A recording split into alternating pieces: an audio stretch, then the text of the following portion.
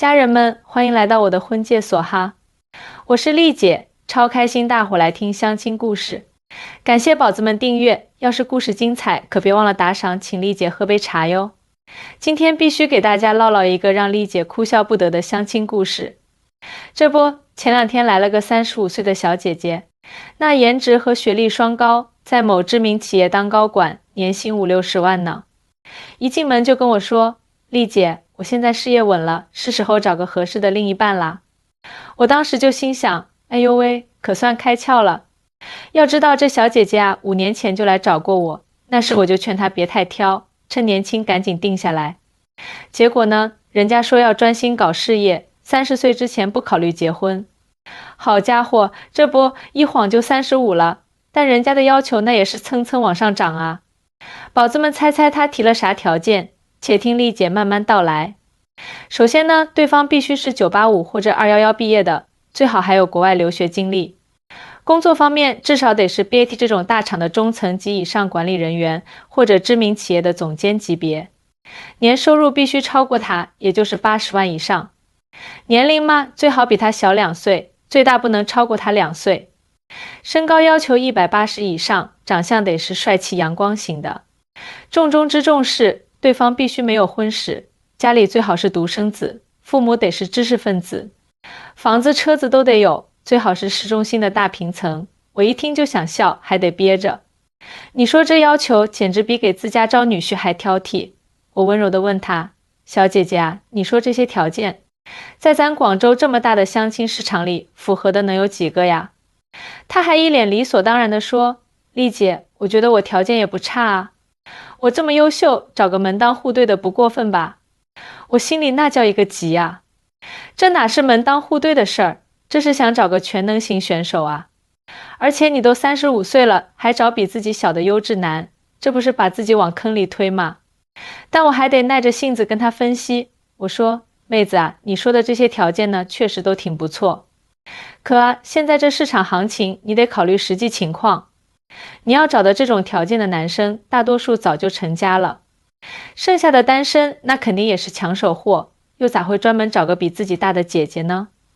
说到这儿，这姐姐立马不乐意了，撅着嘴说，丽姐，你这啥意思？难道我们女性就得降低标准，将就嫁人吗？我觉得这是歧视。哎呦喂，这话给我说的，我这当红娘10几年的老人都快被气笑了。我说，妹子啊，你先别激动，丽姐我是过来人，也是为你好。不是歧视，是现实。你瞧啊，你要求的这些条件，咱换个角度琢磨琢磨。我掰着指头给他分析，你要求对方必须是985、211毕业的，还要有留学背景，这没毛病。但你想啊，这种高学历的优质男，33岁以下的，基本在相亲市场上都被抢光了。剩下的不是工作太忙没时间恋爱，就是有自己的择偶标准，人家可能就喜欢小家碧玉型的，或者就想找年轻的。这时候他插嘴说，那我条件这么好，为啥就找不着呢？现在社会不是讲究平等吗？我忍不住翻了个白眼，哎呀，我的大小姐，你要的可不只是学历高啊，你还要求人家年薪80万以上，身高180厘米以上，长得帅，没婚史，有房有车。你自己算算，这些条件叠加在一起，符合的能有几个？而且最重要的是，我故意停顿了一下，他追问，最重要的是啥？最重要的是你要求人家比你小2岁。说句不好听的大实话，在咱这传统社会里，男性普遍都找比自己小的。你35岁了还找小鲜肉，这不是为难人家也为难自己吗？他听完立马急了，丽姐，你这话我不爱听，现在多少姐弟恋啊？人家明星不也这样吗？这有啥问题？我叹了口气，妹子啊，你得搞清楚，明星是明星，咱普通人是普通人。而且你也不想想那些成功的姐弟恋，人家姐姐们图啥？要么是真爱啥都不顾，要么就是在事业上能帮衬弟弟。你现在又要找比你小的，又要人家比你强，听到这儿，我瞅见这姑娘眼圈有点红，看来是戳到她痛处了。我赶紧递上纸巾，语气也放温柔了，妹子，你别难过。丽姐说这些不是说你不好，是希望你能理性看待感情。来，我给你讲个真实事儿。前段时间，我这儿来了个条件贼好的男生34岁，是某大企业技术总监，年薪100万。人长得帅，家境也好，你猜他找对象有啥要求？28岁以下，温柔贤惠，长相甜美，不要求他多有钱，但一定要是没结过婚的。你知道他为啥这么要求吗？他说自己忙了这么多年，事业有成了，就想找个单纯善良的姑娘，能照顾家，生儿育女。他觉得年龄大的女性可能太有主见，不好相处。这姐姐听完立马不服气了，这不就是大男子主义吗？凭啥他们能找小的，我们就得找大的？我笑着说，别着急啊，你听我说完。后来给那个男生介绍了一个32岁的女老师，温柔贤淑，气质特别好。你猜咋着？他一开始还不乐意，嫌年龄大，但见了一面后就被人家的知书达理给迷住了，现在都准备领证了。所以啊，婚恋这事儿真不是简单看年龄大小，也不是比谁条件更好，而是要看两个人合不合适，能不能互相包容理解。这时候我的手机响了，是条信息。我瞅了一眼，乐了。哎呦，说曹操，曹操就到，正好有个不错的男士。43岁，离过婚，在事业上超有成就，为人稳重又顾家，对另一半年龄没啥要求，主要看重性格合不合。没等我说完，这姐姐就跳起来了，丽姐，我刚说完不能歧视，你就给我介绍大叔，而且还是2婚的。我也不生气，接着慢慢说，你先别急着拒绝嘛。这位男士虽说比你大些，但特会照顾人，经济条件也不错。最重要的是，人家现在想法特成熟，不在意你的年龄，还能理解你的事业心，看他还是一脸嫌弃。我决定放大招了，要不这样，你先跟这位男士见个面，不合适也没事儿。但我觉得吧，都是成年人了，多认识个朋友总归没坏处。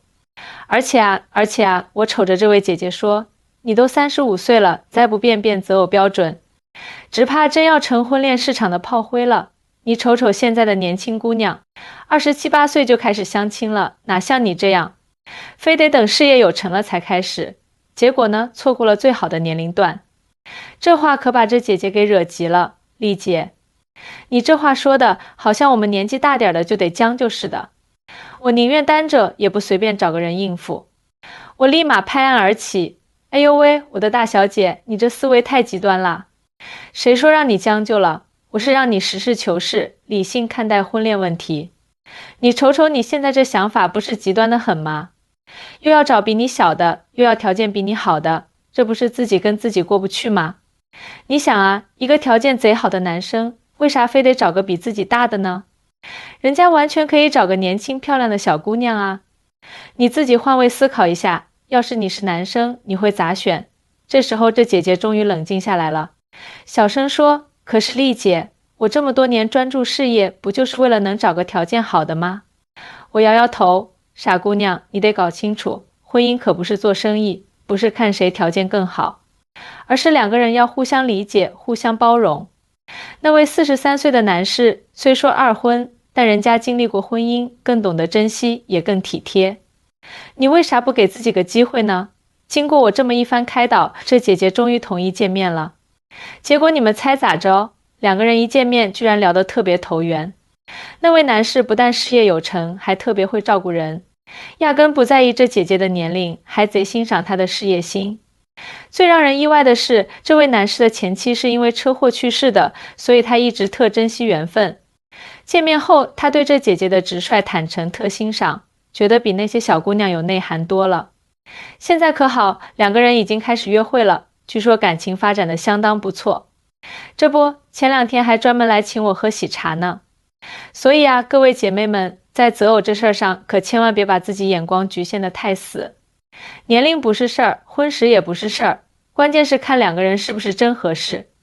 别被一些表面条件给忽悠了，错过真正适合自己的人。特别是那些年龄稍大的姐妹们，一定要客观理性地看待婚恋问题。别老觉得自己条件好就非得找个完美的，这样只会把自己逼进死胡同。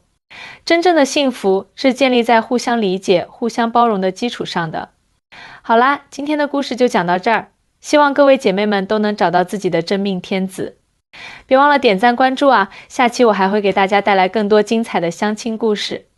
丽姐在这儿祝大伙都能早日脱单。